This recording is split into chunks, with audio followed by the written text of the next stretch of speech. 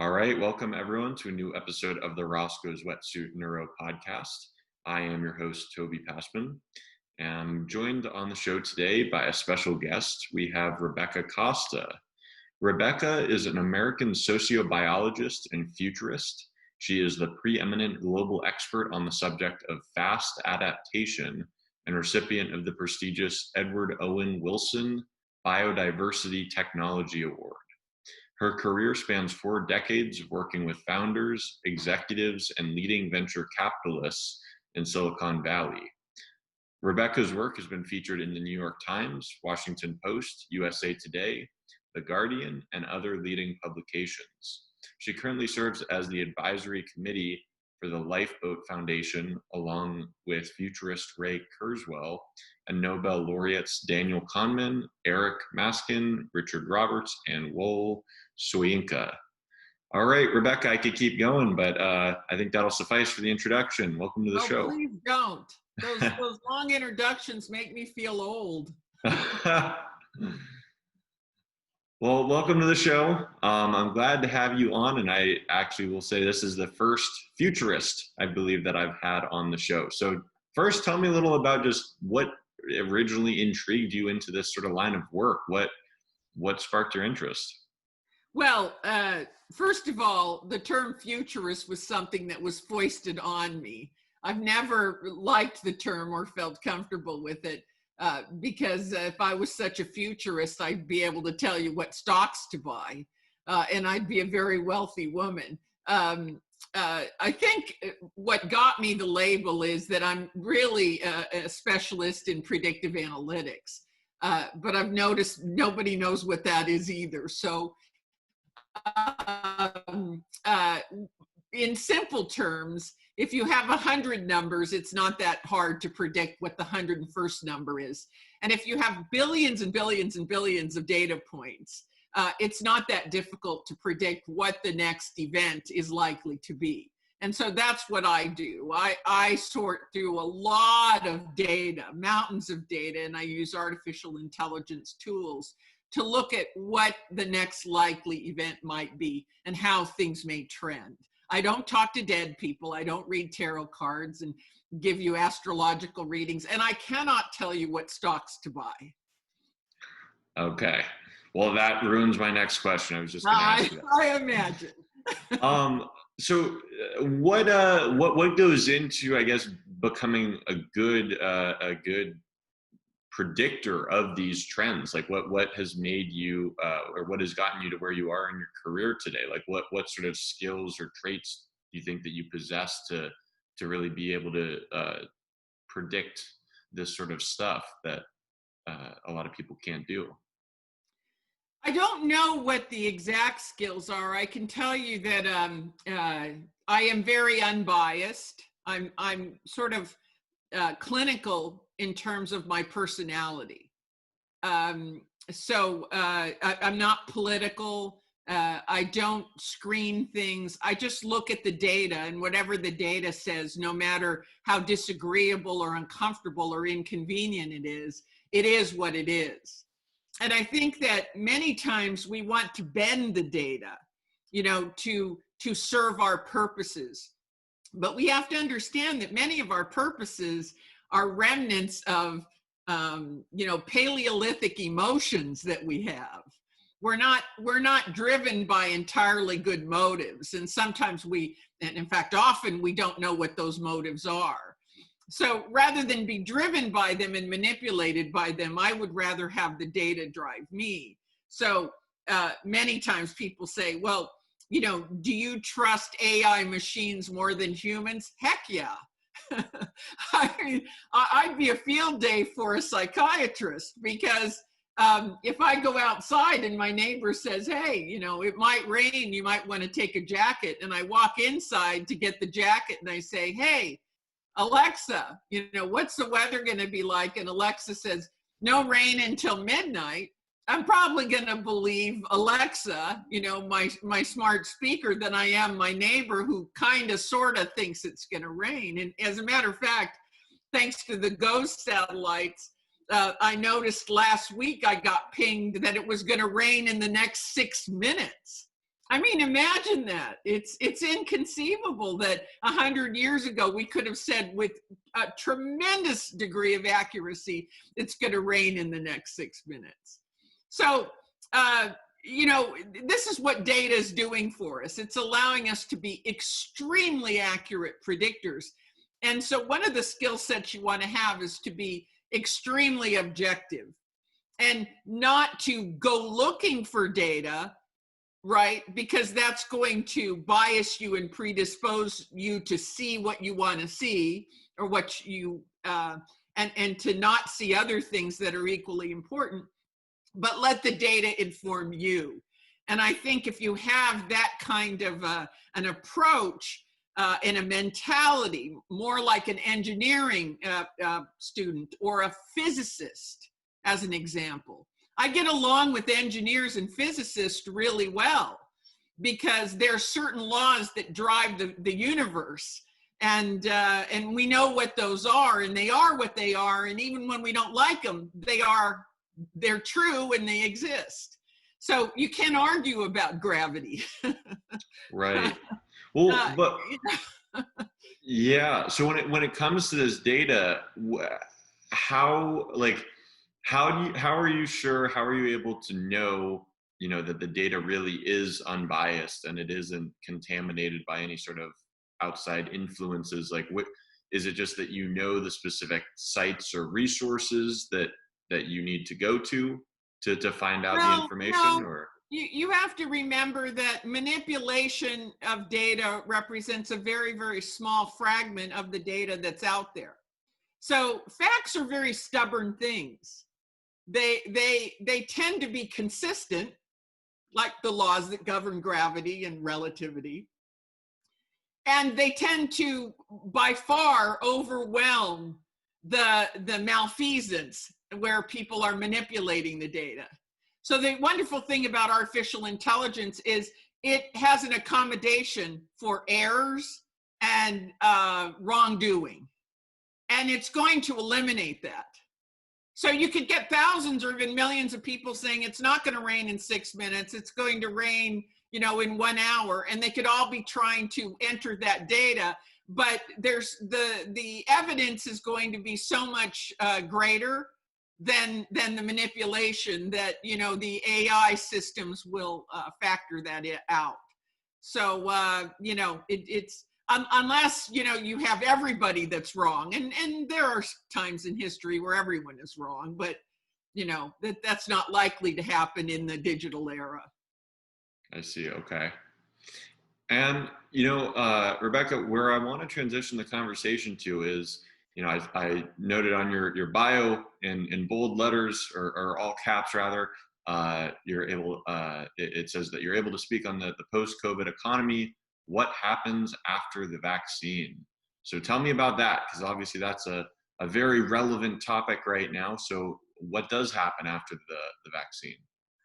Well, a number of things, and some of them are worrisome and some of them are hopeful. We've paid a big price to learn a really big lesson, and that is what Alvin Toffler said 50 years ago in Future Shock. He said, you know, disruption is the future rushing at you, right? And the interesting thing about being a futurist is that we know what's coming. Right? We know what's coming 2 years, 3 years, 5 years, 10 years. We can look at trends in science. We can look at data. We can look at migration paths of humans. We can look at weather patterns, billions and billions of measurements of the Earth's temperature. We can take all of this data and we can project it outward. Now, our projections are not going to be perfect, but remember, every day our tools are getting more and more refined. So we are reaching close to perfection in terms of these predictions.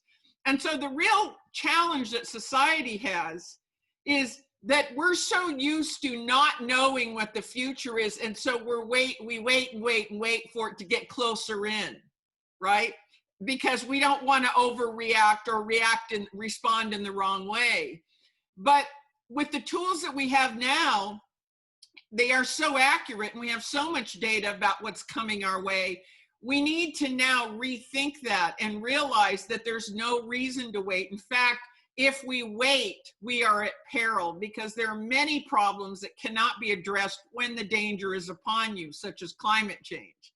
You know, you can't just pivot on those kinds of things and suddenly just decide, okay, it's close enough now, it's dangerous enough now, we've now gone from global warming to global burning officially, and so now let's try to fix it. I mean, there's a point of no return. So in my view, we don't need to wait. So you asked me about the post, coronavirus thing. Let me talk about something that will interest all of your listeners, and hopefully they'll retweet it and they'll put it out there. In a couple of months, I generally talk about things that are 2, 5, and 10 years out, and I will talk about that in a minute. But let me talk about something that's coming up in just a couple of months. Now, I'm not a political person, but I can tell you that there are a lot of people who are in financial peril right now, that are on unemployment. What's going to hit them in April is the fact that all of the unemployment benefits they're getting are taxable. Now, it is not a coincidence, by the way, that they are talking about the new administration's relief checks arriving the first and second week in April, about the time that you realize that you owe taxes on the unemployment that you got because you became unemployed through no fault of your own. So in essence, I worry about this idea that the government gives you money so that you could give it back to them. There's sort of a false narrative that's beginning to play out here, and people are going to get very smart about this very quickly, and you're going to begin to see it in the media of where did my 1,600 or my 1,500 or whatever they decide on go? It went to satisfy the IRS, who, if I don't pay those taxes, right, can lien my house, lien my paycheck, do all kinds of very bad things to me. So this is what I mean about getting ahead of the future. This is going to happen in just a couple of months. Yes, we can delay the tax deadline to July, which I believe that they're talking about or have done. But even so, to make unemployment benefits taxable is a little bit like kicking the people who are down when they're down. And so a very easy correction to prevent that from happening would be simply to make unemployment benefits tax-free last year and this year, until we can fully get out of the COVID emergency. So there are many, many tools like this that in the next 30, 60, 90 days, we should all have our eyes wide open and our ears open and be listening for, right? Because if we don't fix those things, we're allowing people to suffer the long tail of the virus. The virus will be over, we'll be vaccinated, but digging out of that financial misery with the IRS in particular. Now, I've been audited by the IRS before, and I fortunately am here to say I didn't owe them any money. It turned out that I did, my CPA did my taxes right, and I thank him. But I can tell you it's a real nerve-wracking experience and a scary one. And I don't think we need to subject people who are already struggling to that process, and that's completely avoidable. So there's a really clear example of how you don't have to allow the problem that's the size of a snowball. You don't need to allow it to roll down the hill until it's the size of a building and then try to stop it. And we have a history of trying to chase the snowball. Social media is a good example. That train left the station 25 years ago, and here we are trying to stuff the toothpaste back in the tube 25 years late. It isn't going to happen. You can have as many Senate hearings as you want about social media and how, you can't let people make threats and you can't let them make false statements. And then you go, well, what's a false statement? Is someone's opinion that's wrong a false statement? And we're having these discussions too late. The role of government is to put guardrails in before the technology and the science have liftoff. And we know what those sciences and those technologies are. And so it is really, really important that we put guardrails around them before the fact and not after. Is that something that you find most of the time is plausible to do? I mean, is the government working with these different technologists, people who are doing, working with these innovative technologies? Like, is there a lot of cross collaboration? Like, is this idea something that actually can be implemented? Zero foresight on the part of the government. And one of the best things that the Biden administration can do is form a division that is all about the future. Is looking at 3D printing and the impact that's going to have, because all progress has a dark side, right? Everything has, if we didn't invent the internet, we wouldn't have to worry about identity theft. We wouldn't have to worry about cyber warfare. The example I frequently use is when Charles Lindbergh completed his Atlantic flight. He was the recipient of many peace awards because it was believed that if you could shuttle diplomats from one country to another across vast oceans, that it would cut down on the number of wars when you can meet face to face. Nobody was thinking at that time that we'd be using those planes to carry bombs, as weapons. There's a dark side to all progress, whether it's the automobile or the internet or cross-Atlantic flight. And so what the government's role should be is to look ahead at science and technology and then make sure that those guardrails are in place to avoid the abuses, because there will be abuse. We know that. That's just human nature. Got it.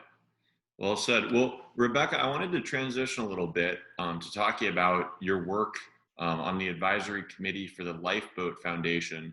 So you're working with some very interesting, impactful, famous people on this board. So Ray Kurzweil, who I know is quite well known, along with these Nobel laureates that I mentioned in the bio. Tell me what that has been like, just to work with such brilliant, intelligent people just on these projects. Most futurists, right, and people that work in my field are not really very good collaborators. We're sort of solo thinkers. We have to work out problems and things on our own, and then we share. Right, but I tell people it's a little bit like going skiing. You can go skiing with your friends, but you're the only one on your skis, right? I mean, you're kind of skiing with them, but really it's you on your own skis. It's not a group activity. It's a group activity as you're going up the lift. It's a group activity when you're having lunch, but not when you're actually skiing. And I think that it might be similar when you're working with high-powered thought leaders. They are all, I should say, much smarter and much more talented than I am.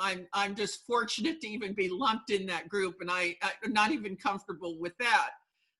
But having said that, I will say that my work has benefited greatly from their thinking, because they have taken so many risks in thinking way outside the box.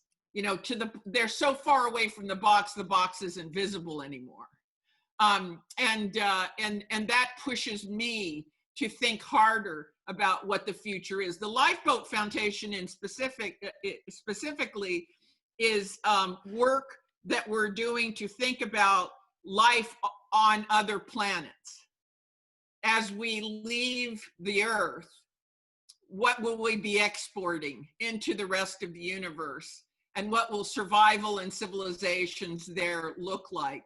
And we're trying to work through some of those issues. And myself, I'm a sociobiologist by training, and so my work is in the area of how will societies and how will human beings operate in those societies.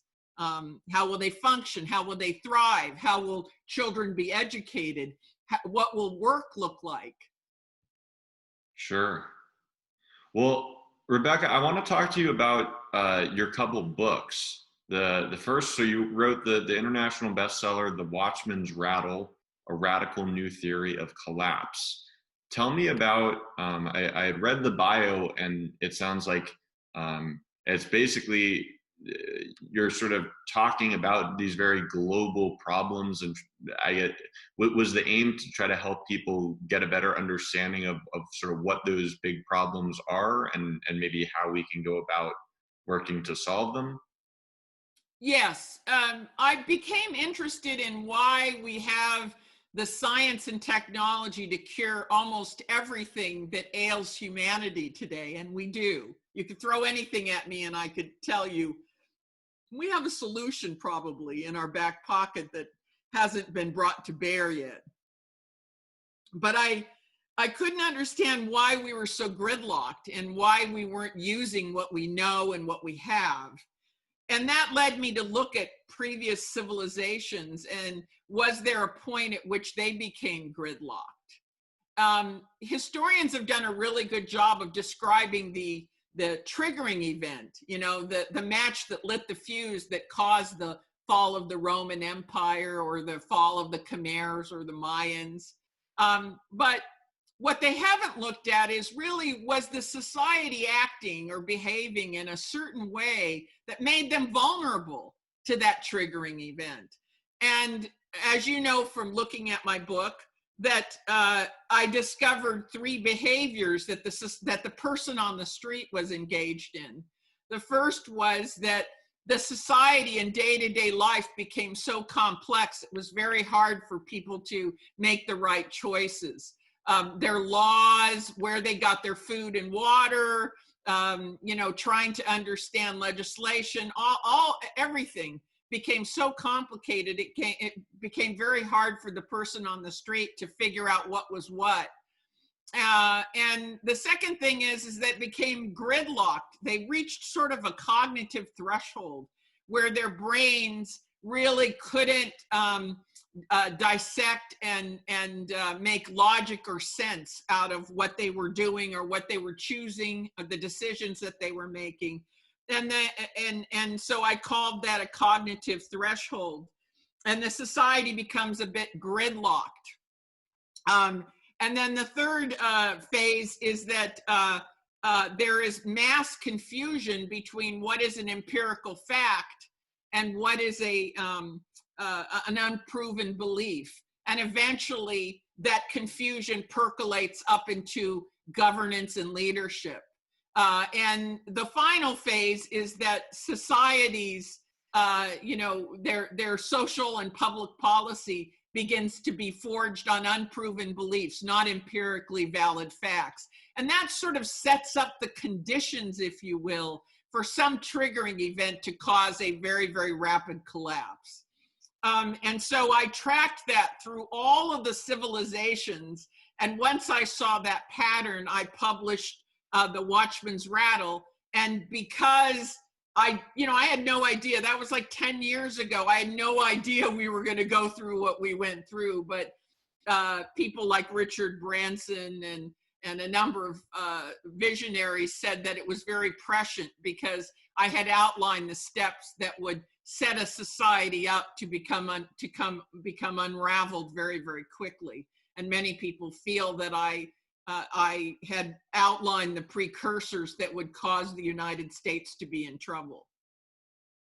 So if it's possible, I want you to sort of walk me through what takes place in your brain when you form these sort of connections. Like, how are you just reading, consuming as much material as you can, and then you make certain connections between disparate things, or like how does this work? What's your process in terms of like getting to one of I these wish I realizations? had a process. I believe all data will somehow be used at some particular point in time. My father, I remember my father and I being at a party, and he tapped me on the shoulder and he said to me, "I know you're engaged in this conversation with this young man, but they held this party for you. You're the guest of honor." And I said, "Yes." And he said, "So you can't sit there and talk about new technology for earth-friendly septic tanks all night long with this guy. You have to mingle around and meet people." But I was so interested in his idea for better septic technology that I didn't care much for the party. The process that goes on in my head is that all data is important, and I don't know how it will be connected, but I do know that I will look for patterns. That since I was small, I seem to see a pattern, and many times in an unassociated area.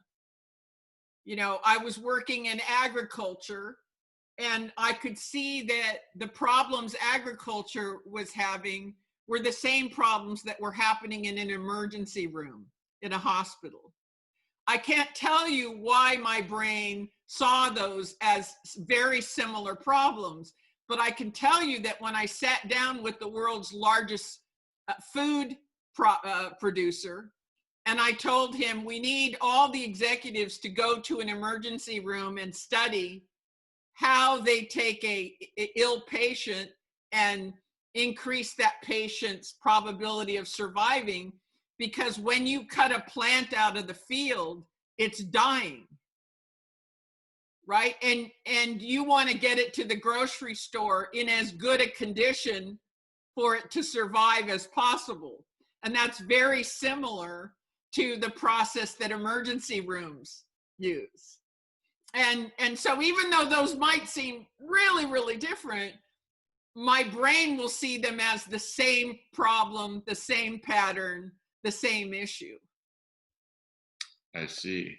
Okay. Does that make sense? It does. So tell me, like, I really hate coming across as a crazy person, but bear in mind, all futurists are that far away from being locked up in a mental institution.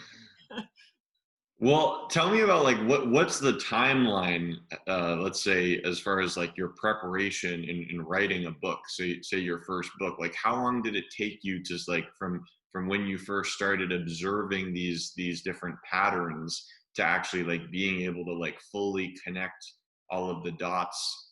And 50 years. Wow. Yes, 50 years.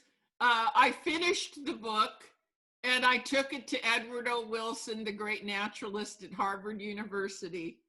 And I said, would you take a look at this so I don't publicly embarrass myself? Because he had been a great mentor to me. And of course, he's written hundreds of award-winning books. And I remember he had a smile on his face and he said, "What took you so long?" And I said, "Well, I wasn't sure of myself. I'm not sure, and I don't want to put wrong information out there." And when he was done reading it, he did me the great honor of asking me if I would like him to write the foreword to the book. And that was one of the greatest honors I've ever had in my life. To have the person whose work has inspired all of my work write the foreword was really an incredible honor. I am not a fast writer, as my publisher and my literary agent will tell you. I get a new book out now every 7 to 10 years because it takes a very long time to validate the science. And we live in a time right now where there is so much junk science And in a haste to get funding or get publicity for their work, scientists are taking little shortcuts. And the problem is they take shortcuts, and then their work is cited in other work, and then that work is cited in other work. And so as I'm coming up with the work I'm doing, I have to go back to source material to make sure that the sources that the research was done in a credible way. Okay. Tell me, I wanted to ask you if you have any like particular knowledge surrounding like kind of the future of neurotechnology. So obviously, doing a neuroscience podcast.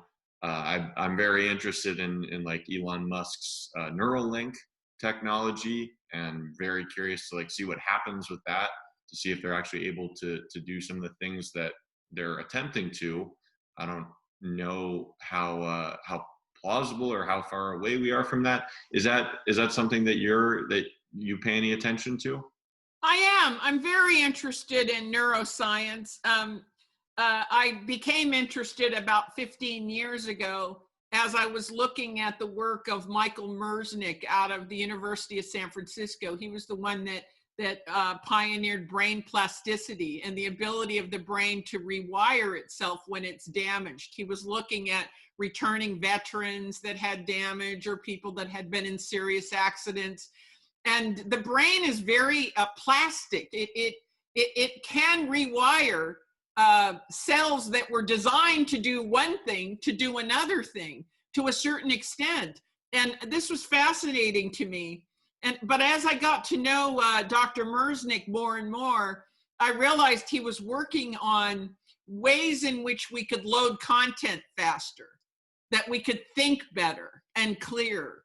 And he was working on what he called a set of brain fitness tools. Now, I know you can go on the internet and get lots of brain fitness tools, but they're just video games and they don't do much. But Dr. Mersnick formed a company called Posit Science. I have nothing to do with this company, I should say. But what it does is for 10 or 15 minutes, if you play what looks like a video game, it plays like a video game. It's designed to warm up the different parts of your brain, just to jumpstart it a bit. And there is tremendous research that shows that it makes learning much easier. It warms up your spatial, recognition. It warms up your memory, your logic areas, all of this stuff, preparing you to be able to load content.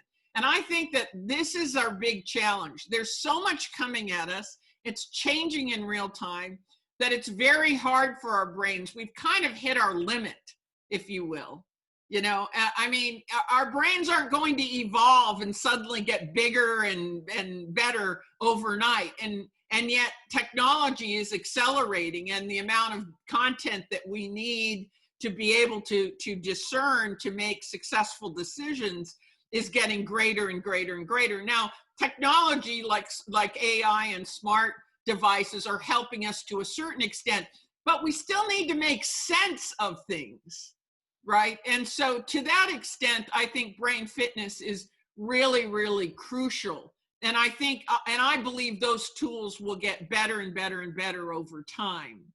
And I believe that, the adjunct to the brain, of course, is artificial intelligence, which I'm not even sure we should call it artificial. Maybe it's just intelligence. Okay, got it. Well, Rebecca, we're coming up onto the end of the show, but before we go, I want to just hear, from you, like what are some of the technologies that are most exciting to you, as far as that may, kind of revolutionize the future and really improve our world, if implemented Well, along correctly. the lines of neuroscience, I'll point to one thing, and I will say that we're learning more and more the role of the microbiome, the gut biome, in controlling the brain. We know that mood regulation really takes place in the gut, not in the brain. And for years and years, we've been giving people medication, right, to balance their brain chemistry, when really what was out of whack was their microbiome gut chemistry. So we're going to learn more and more about that. The microbiome is extremely complicated. It's like trying to break the human genome. But we have scientists that are trying to discern the human microbiome in the same way that we were able to break down the human genome. And once we do that, that's going to have a huge influence on neuroscience. Because after all, the brain relies on chemistry, and chemistry is, as we have discovered, is regulated by the gut, not the brain itself. We thought the brain was in charge, and we may have been looking at the wrong end of the body. The other thing that will be coming up that is RNA technology, mRNA technology that we use to quickly develop a vaccine, now has potential to develop vaccines for other things like cancers. We may have a cancer vaccine. We may be able to inject messages that allow the body's immune system to develop proteins against other kinds of diseases that we might not be thinking about right now. So although COVID was a virus, cancers behave like a virus in some instances, and there are some people that feel that that cancer is a form of virus. And so I think that this mRNA technology is going to really explode. It's going to explode in terms of immunization against many diseases, and I think that we can count on that happening very shortly. Awesome. Awesome. Well, Rebecca, I really enjoyed our conversation today. If the listeners did as well, where would you direct them to find out more about your work or to get your books? Well, I think they should listen to your podcast. I'd agree with that. I'll echo that sentiment. And second of all, if they're interested in some of my work, all of the content that we put out there is free, including our newsletter, and they can just go to RebeccaCosta.com. That's RebeccaCosta.com, myname.com. Couldn't be simpler. Awesome. And for those listeners who did enjoy the show, go ahead and like and subscribe to our YouTube channel. We're Roscoe's Wetsuit Neuro. And you can also find audio versions of the podcast available on Spotify, Apple Podcasts, Stitcher, and just about anywhere else that audio podcasts are available. Rebecca, again, I wanted to really thank you for your time and coming on the show today. You're welcome, and thank you for the good work you're doing. Absolutely.